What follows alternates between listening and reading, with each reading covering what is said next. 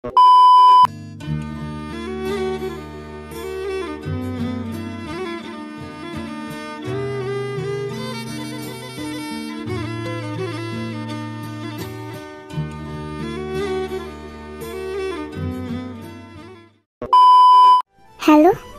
আমাকে চিনতে পারছেন স্যার?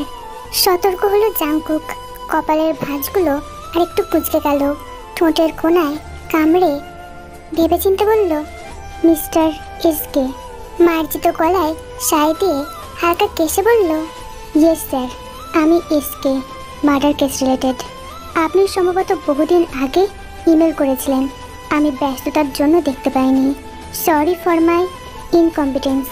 আপনি যদি ফ্রি থাকেন তাহলে একটা টাইম ফিক্সড করুন, আপনার সাথে আর্জেন্ট মিটিং জরুরি। কথাগুলো সামনাসামনি বলতে চাই। আপনি যে ব্যাপারে ডাউট করছেন সেটাই সঠিক। ওটা অ্যাক্সিডেন্ট ছিল না, গভীর বুদ্ধিসম্পন্ন খুন ছিল। আপনি তো বডি পোস্টমর্টম করতে দেননি। আই নো আপনার সফট কর্নার ছিল, আপনি কাটা ছেঁড়া পছন্দ করেননি। সেদিন পোস্টমর্টমের অর্ডার দিলে আপনি সবটা জেনে যেতেন। ধাক্কাটা নিতেই চোখ বন্ধ করলো জাংকুক। কানে ফোন চেপে ঢুক গেল সে। চোখের অন্ধকার পর্দায় জিওর ছবিটা ভেসে উঠল।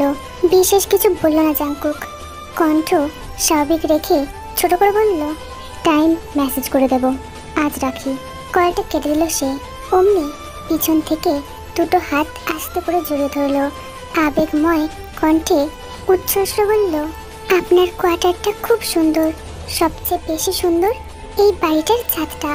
ওখানে কত ফুল, আমার না ছাদটাই সব থেকে পছন্দ হয়েছে। জাংকুক নিরুত্তর, কোনো প্রতিক্রিয়া দিল না। বুকের কাছ থেকে হাতগুলো খুলে দিল। কোনো কিছু না বলে বিমুখ ভঙ্গিতে চলে গেল। একবারও পিছু ফিরে তেই দিকে দেখল না। বেডরুমে চলে যেতেই ওয়াশরুমের দরজাটা ঠাস করে লাগালো। উৎকট শব্দের চোটে শিউরে উঠল তে।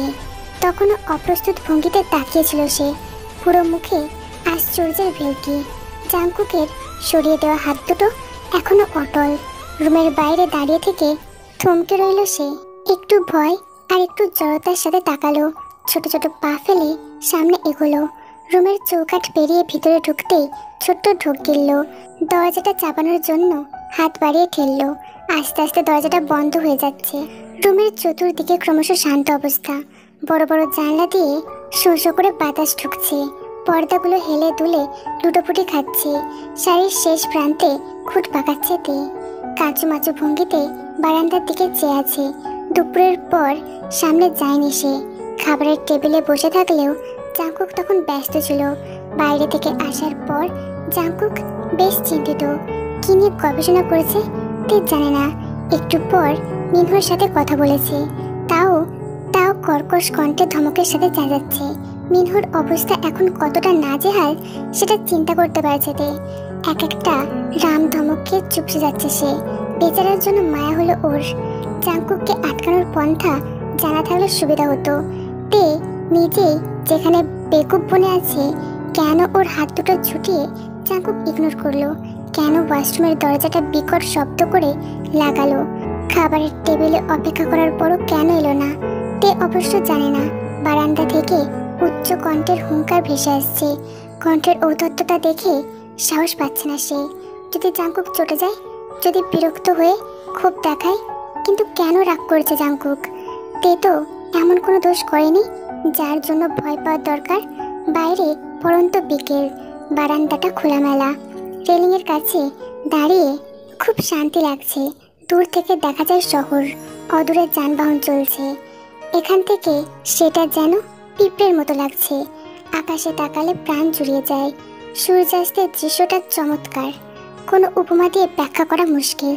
তে পা বাড়িয়ে বারান্দায় ঢুকলো। মুখটা ফেরালো ডান দিকে, যেদিকে জাংকুক ফোনে কথা বলছে। পুরুষ্ট পিঠটা ওর দিকে ফেরানো, ডান হাতে ধরা ফোন। বসে আছে ঝুলন্ত কাউচে।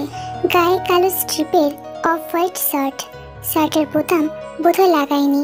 পিছন থেকে শার্টের দুই পাশটা হাওয়ায় থেমে থেমে উঠছে। তাড়াহুড়োর জন্য স্লিভস দুটো ফোল্ড করেনি। তে সেই দিকে তাকিয়ে পা চালিয়ে দিল। হাত দুটো পেটের কাছে জড়ো করে আছে। জড়সড়ো চোখ দুটোতে অপ্রস্তুত ভয়। বাঁ পাশ থেকে দমকা হাওয়া ছুটে আসছে ডান দিকের রুমটায় আয়তকার জানালা। তে এগোতে এগোতে কাউচের ঠিক পিছনে এসে থামলো। বুক ভর্তি দম নিয়ে মিহি গলায় কাশলো। ধমকের শেষ মুহূর্তে আটকে গেল জাংকুক। শব্দটা তার কানে পৌঁছেছে। কানে ফোন ধরা অবস্থায় ফ্লোরে পা ঠুকে উল্টো দিকে ঘুরলো। তের দিকে চড়া দৃষ্টি ফেলে উত্তরের জন্য তাকালো। তে আমতা আমতা করে সরল গলে বলল, বেলা 4টা বেজে গেছে, খাবেন না? জাংকুক চোখ দুটো ডানে বামে ঘোরালো। বোঝাই যাচ্ছে কিছু একটা ভাবছে। কয়েক মুহূর্ত চুপ থেকে চোখ দুটো স্থির করলো সে। তের দিকে চোখ ফেলে স্বীকৃত গলে বলল, আনো, তবে বেশি খাবো না আমি। দুই ঠোঁটে মুচকি হাসলো তে। পেটের কাছে হাত দুটো স্বাভাবিক হলো তার। খাবারের জন্য চটপট ভঙ্গিতে ছুটে গেল সে। ফিরে এলো কাচের প্লেট নিয়ে। ডান হাতে প্লেট, বাম হাতে জলের বোতল নিয়ে কাউচের সামনে বসলো। জাংকুক তখনও কথার জরিপে ব্যস্ত। তে যখন পায়ের কাছে ফ্লোরে বসে পড়ল তখন নিচে বসার জন্য ঘোরতর আপত্তি জানালো জাংকুক। উঠে এসে পাশে বসার জন্য বাক্য ব্যয় করলো, কিন্তু শুনল না তে। ঠোঁটের কাছে আঙুল রেখে চুপ করতে বলল। জাংকুক অবাক। কান থেকে ফোনটা বন্ধ করে তের দিকে তাকালো। তার প্রতিটা কথাকে পরাস্ত করে আপন মনে ভাত মাখাচ্ছে তে। এরপর এক লকমা তুলে ধরলো। বাড়িয়ে দেওয়া লকমার দিকে এক পলক তাকালো জাংকুক। পুনরায় তের দিকে দৃষ্টি রেখে সেটা মুখে পুরে নিল। এই ছোট্ট ছোট্ট আচরণগুলো মায়ের কথা ভাবাচ্ছে। ছোটবেলায় স্কুল থেকে ফিরলে মা এভাবেই খাইয়ে দিত। জাংকুক বসতো বিছানায়, মা বসতো মেঝেতে। পাশে বসার জন্য জাংকুক যখন রাগারাগি করতো তখন এভাবেই ঠোঁটে আঙুল রেখে চুপ করাতো সে। আর জাংকুক বড় হয়ে গেছে, মা হয়েছে বৃদ্ধা। শৈশবের স্মৃতিগুলো এখন অতীতকাল। পুরনো দিনগুলো ঠিক স্বর্গীয় সুখ। হাতছানি দিয়ে সেই যুগটা চলে গেছে। আজ বড়বেলায় কোনো আনন্দ নেই, কোনো সুখ নেই, ছোটবেলার মতো শাসন নেই। ধীরে ধীরে বড় হতে গিয়ে সব কিছু বদলে গেছে। এক সময় মাকে জড়িয়ে ধরা যেত, কোনো বাজ বিচার ছিল না। আজ এখন দুই হাত মেলে ধরতে গেলে অনেক কিছু ভাবতে হয়। সে আজ এত বড় হয়ে গেছে, আগের মতো ছোট নেই। আজ মা কত দূরে আছে, কতদিন দেখা নেই। আগে তো মায়ের আঁচল ছাড়তই না, আর এখন আনমনে লকমাটা গিলতেই ঠোঁটের কাছে দ্বিতীয় লকমার আবির্ভাব হলো। একটু ম্লান হাসলো জাংকুক। এরপর শূন্য গলায় বলল, একসময় বড় হবার জন্য ছটফট করতাম, আজ আমি মুক্ত, স্বাধীন। আজ পুরনো দিনগুলোর কথা খুব মনে পড়ে। হাতটা ধীরে ধীরে নামিয়ে ফেললো তে। প্লেটটা কোলের উপর রেখে জাংকুকের উড়োতে হাত রাখলো সে। তার মনটা স্বস্তি পাচ্ছে না। ইদানিং জাংকুকের কথাগুলোর ভিতরে এমন সূক্ষ্ম কিছু লুকিয়ে থাকে যেটা ভয় ধরিয়ে দেয়। তে নিজেকে শান্ত রেখে নম্র সুরে বলল, পুরনো দিনের কথা মনে করলে লাভ আছে? ওগুলো তো সুন্দর স্মৃতি, ওগুলোকে রেখে দিন। বড় হবার বাসনা সবার থাকে, সবাই চায় শাসনের বেড়াজাল ছিঁড়ে উড়াল দিতে। কিন্তু শাসনগুলো যে বড়দের আদর ছিল সেটা অবশ্য বোঝা যায়নি। বড়রা আমাদের বুঝতে দেয়নি। ছোটবেলায় সব ব্যথা কথা মুখ ফুটে বলা যেত, বড়বেলায় সেটা মুখ বুঝে সহ্য করতে হয়। দাড়ি পাল্লা দেখেছেন তো? দুটো পাল্লায় সমান সমান করার জন্য একটাই বাটখারা, অন্যটার সামগ্রী রাখা হয়। যদি কোনোভাবে গরমিল হয় তাহলে একটু উচনিচ হয়ে যায়। আপনার অবস্থাটা এখন ভারী পাল্লার মতো। আপনি কথার পাহাড় নিয়ে এত মুশকুল থাকছেন যে আমাদের সম্পর্কের মধ্যে উচনিচ অবস্থা হয়ে যাচ্ছে। এই যে আপনি কথা চেপে সহ্য করেছেন, সেটা কি ঠিক? আপনার চেহারায় স্পষ্ট দেখতে পাচ্ছি আপনি ভেঙে পড়েছেন। আপনার সহকারীকে যেভাবে ধমকাচ্ছেন, ওই বেচারা তো ভয়ে নাকাল। শুনুন, খাওয়ার সময় কখনো মিথ্যা কথা বলতে নেই, সত্য বলাই নিয়ম। যেই দক্ষতার সাথে সবটা চেপে যাচ্ছেন সেই দক্ষতার সাথে আমাকে খুলে বলুন। জাংকুক মুক্ত চোখে তাকিয়ে আছে, তার ঠোঁটে মুখে তৃপ্তির ঝিলিক। ডান হাত উঁচিয়ে তের মাথায় বুলিয়ে দিল। স্ত্রী হিসেবে এমন সৎ নারীকে পেয়ে গর্বে বুকটা জুড়িয়ে গেল। মনটা ভীষণ আপ্লুত হলো তার। এমন নিবিড় আবেদন ফিরিয়ে দেওয়া যায় না। মাথায় হাত বুলিয়ে স্বচ্ছ কণ্ঠে বলল, সমুদ্র কিছু নিলে তা একসময় ফিরিয়ে দেয়। যেই সমুদ্রের বুকে জিহর দম গেল, ওটা অ্যাক্সিডেন্ট ছিল না, ওকে খুন করা হয়েছে। হয়তো বাঁচার জন্য অনেক ছটফট করেছিল, কিন্তু জিহো পারেনি। জাঙ্কুক নির্লিপ্তভাবে হাত বুলে দিচ্ছে। তার কাতর দৃষ্টি এখন আকাশের দিকে। কথাগুলো বলার পর তের দিকে তাকায়নি। ওই দুঃখী দুঃখী চোখে তাকাতে পারবে না।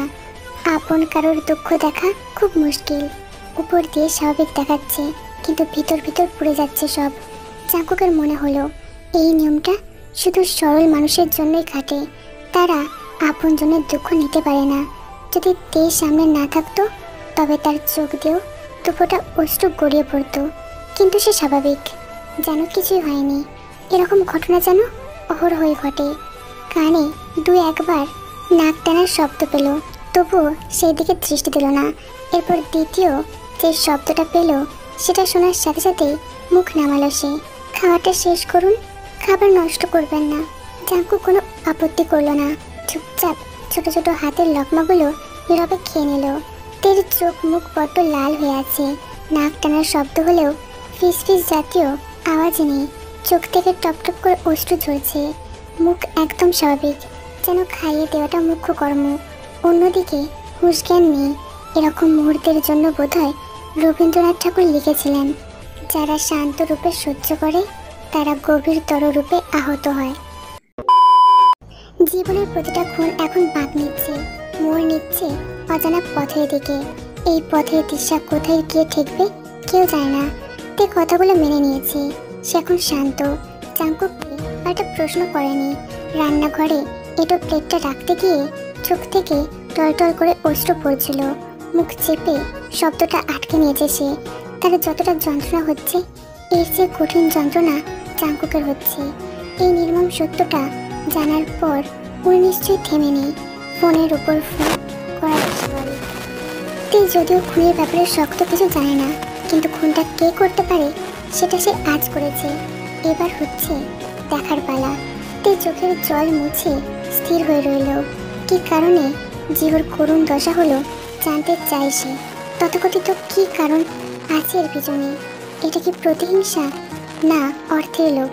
কি কারণে চাই ক্যালেন্ডারের পাতায় গোল মার্ক করল। আজ ফেব্রুয়ারি 18 তারিখ। আসন্ন পরীক্ষার জন্য সময় নেই। বর্তমানে মাধ্যমিক পরীক্ষা চলছে, এরপর শুরু হবে উচ্চ মাধ্যমিক পরীক্ষা। ওটা শক্ত করলতে তাকিয়ে রইল ক্যালেন্ডারের দিকে। ঠিক তখনই বেজে উঠল মোবাইল ফোনটা। ধ্যান ভাঙলোর। মাথা ঘুরিয়ে বিছানার দিকে চাইতেই সেই দিক বরাবর চলে গেল। ফোনটা তুলে দেখলো জিমিন করেছে। জাঙ্কুক এখন ঘরে নেই, সে গিয়েছে জরুরি কাজে। ফিরতে কিছুটা দেরি হবে, সঙ্গে এটাও জানিয়েছে। তে কথাটা শোনার পর একটা মাত্র প্রশ্ন করেছে, সঙ্গে ভারী জিনিস নিয়েছেন? দরজা খুলতে মাথা ঘোরালো জাঙ্কুক। তের দিকে তাকিয়ে আলতো করে হাসলো। জুতো পরা ডান পাটা ঠক ঠক করে ফ্লোরে ঠুকে ইঙ্গিতটা শান্তভাবে ছুঁড়ে নব মোচড় দিয়ে বেরিয়ে গেল। সদর দরজাটা নিজে থেকে লেগে যায়। জিমিনের কলটা রিসিভ করলো তে।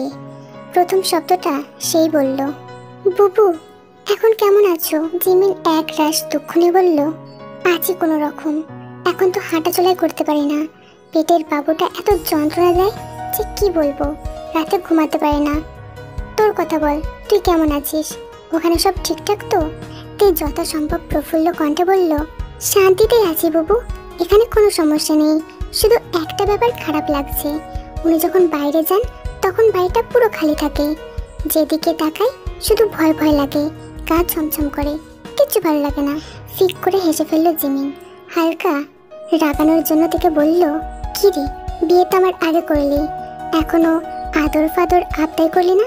কথা শুনে তে চোখ বড় বড় করে হাঁ করে রইল। কি তাজ্জব কথা, বুবু এসব কি বলছে?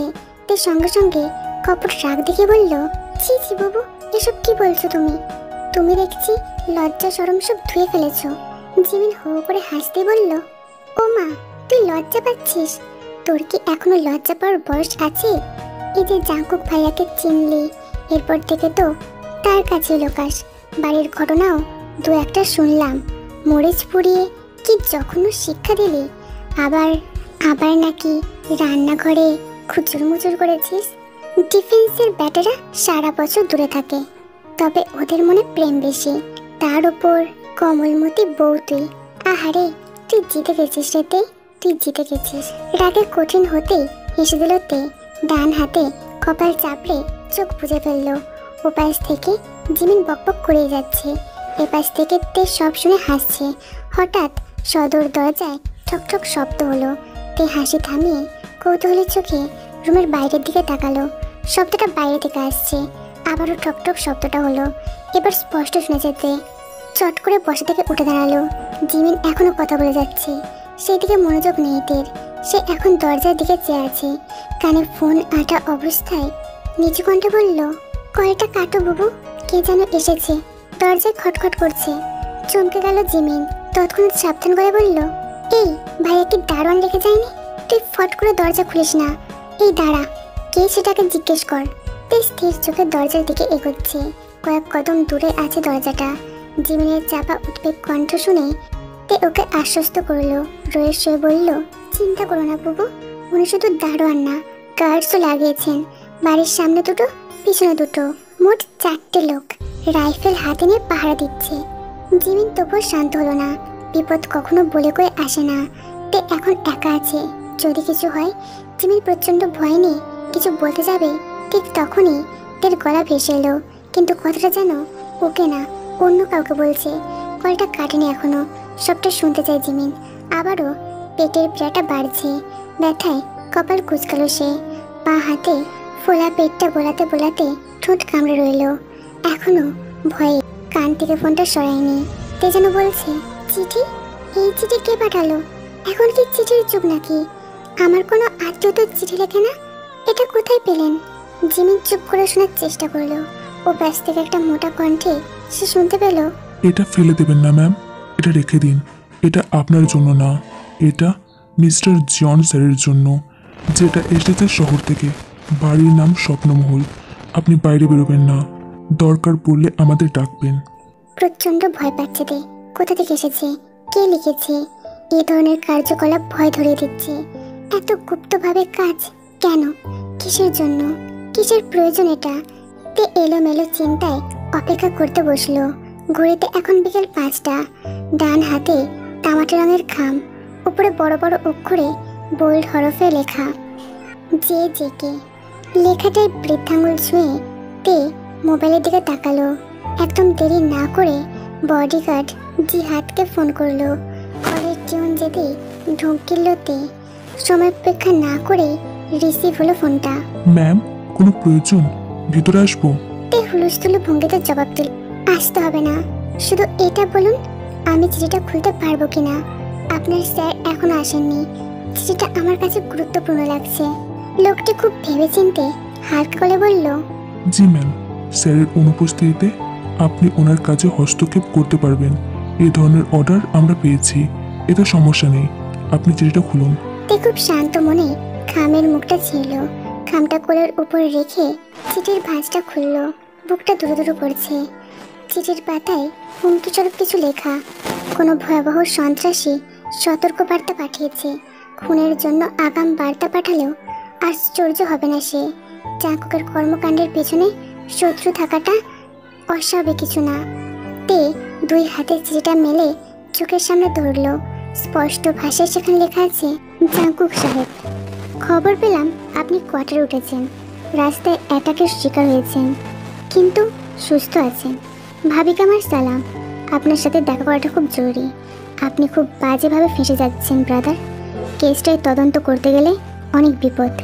কেঁচো খুঁড়তে গিয়ে সাপের মুখোমুখি হবেন। আমি কিছু ইনফরমেশন পেয়েছি যেটা শোনা খুব দরকার। আপনি আগামী সোমবার রাত 11:30টা এইচ রোডের কাছে দেখা করবেন। গাড়ির রং নেভি ব্লু। গাড়ির রং নেভি ব্লু। শেষ 4 সংখ্যা 8306। আমি যে হোক থাকতে আপনার উপর বিপদ আসতে দেব না ব্রাদার। যতক্ষণ আমি বেঁচে আছি আপনার চারপাশ থেকে সব ধরনের বিপদ তুলে নেব। আমার মানুষ অলরেডি চতুর্পাশে ছড়িয়ে আছে। যে কোনো সময় রণক্ষেত্র বাজ পড়বে। আপনি তৈরি থাকুন। এক সময় আপনি যে হেল্পটা করেছিলেন আমি ভুলিনি। আমার বিপদের বেলায় আপনার নিঃস্বার্থ অবদানটা কোনোদিনও ভুলব না। আমৃত্যু আপনার প্রতি সম্মান থাকবে। আজ আপনার জন্য কিছু করার সুযোগ এলে আমি জান প্রাণ এক করে প্রতিদান দেব। আপনার দুঃসময়ে নিজেকে গুটিয়ে রাখতে পারবো না, সরি, কিছু দুর্নীতিবাজ দুষ্ট লোকেদের জন্য পিছু হটব না। আমার আকুল অনুরোধ। আমার হাত অন্যায়কারীরা বেঁধে দিয়েছিল বলে সেদিন কিছু করতে পারিনি। আমার অসহায়ত্বের সুযোগ নিয়ে জোচ্চোরের দলটা সেদিন হেসেছিল। কোনো মানুষ আমাকে সাহায্য করতে পারেনি। আমার কাছের মানুষ আমাকে ক্ষতি করে গেছে। সৎভাবে থাকাটা কত কষ্টের আমি বুঝি। আপনি স্বতন্ত্র, মুক্ত, স্বাধীন চেতনার মানুষ। আপনার কাছে চমৎকার বলবুদ্ধি ক্ষমতা আছে। আপনি যদি আমার মতো বন্দি মানুষকে বের করার ক্ষমতা রাখেন, সেখানে আপনি সুউচ্চ চিন্তা ভাবনার মানুষ। ভাবের প্রতি সতর্ক থাকবেন। মানুষকে তার দুর্বল দিক জানাতে নেই, সুযোগ মতো আঘাত করে। ইতি যে হোক। বিস্ময় নিয়ে তাকে রইল তে। চক্ষু কঠোর স্থির। এক নাগারে চিঠিটা পড়ে স্তব্ধ হয়ে গেছে। মাথার উপর ফুল স্পিডে ফ্যান ঘুরছে, তবু সারা শরীর ঘেমে গেছে ওর। নিঃশ্বাস নিচ্ছে ধীরে ধীরে। মরুভঙ্গিতে চিঠিটা নামিয়ে ভয়ার্ত কণ্ঠে প্রার্থনা করে যাচ্ছে।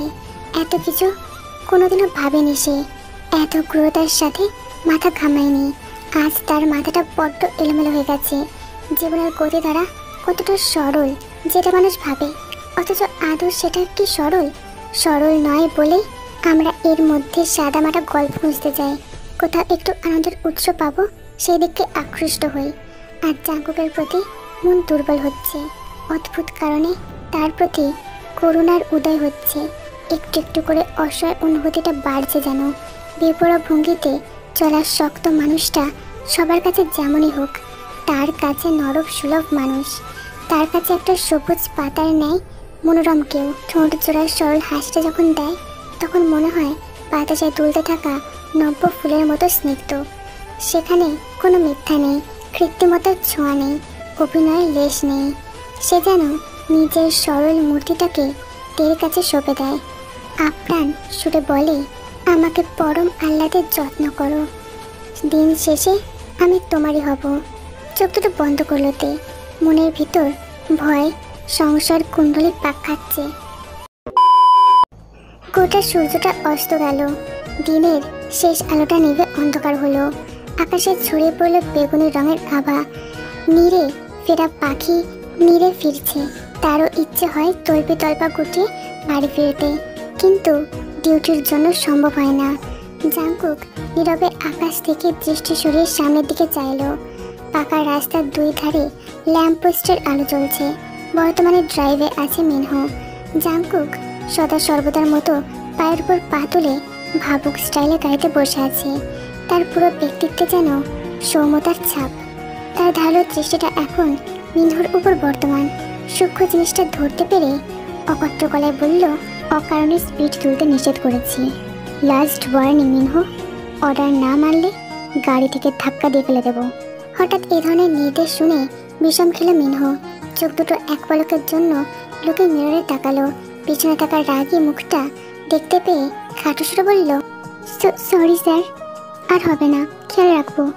ওকে শক্ত কথা বলার পর ভাবনায় ডুবল জাঙ্কুক। ডিউটি শেষ 4টার দিকে। এরপর যেতে হয়েছে আর্জেন্ট কাজে। স্বনামধন্য গোয়েন্দা তুল্য মানুষ ইন্সপেক্টর এসকের আমন্ত্রণ ছিল। সেখানে কেটে গেছে 4 ঘন্টা। এসকের কাছে উপস্থিত হওয়ার গুরুত্বপূর্ণ ছিল। মুখোমুখি সোফায় দুজনে বসতেই মোদ্দা কথা শুরু করলো। হাতের ট্রান্সপারেন্ট ফাইলটা কাচের টেবিলে রাখতে গলা খাঁকারি দেয় এসকে। প্রথম কথাটা মার্জিত সুরে বলল, জিহোর মৃত্যুটা অ্যাক্সিডেন্ট ছিল না স্যার। জাঙ্কুক কথাটা শুনে গম্ভীরভাবে বলল, বুঝলাম, তবে প্রমাণটা পেশ করুন।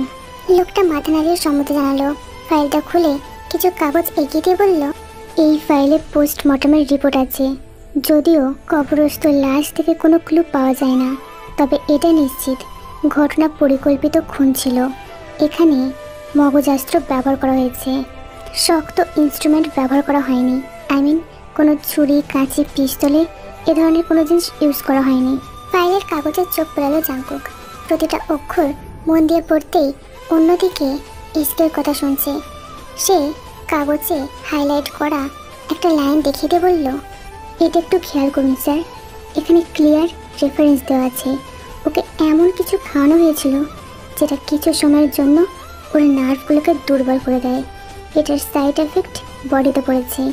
রিপোর্টেও সাফ সাফ লেখা আছে, মানে এটা বুঝতেই পারছেন ভিকটিমের দশা অনেকটাই অবচেতন ছিল।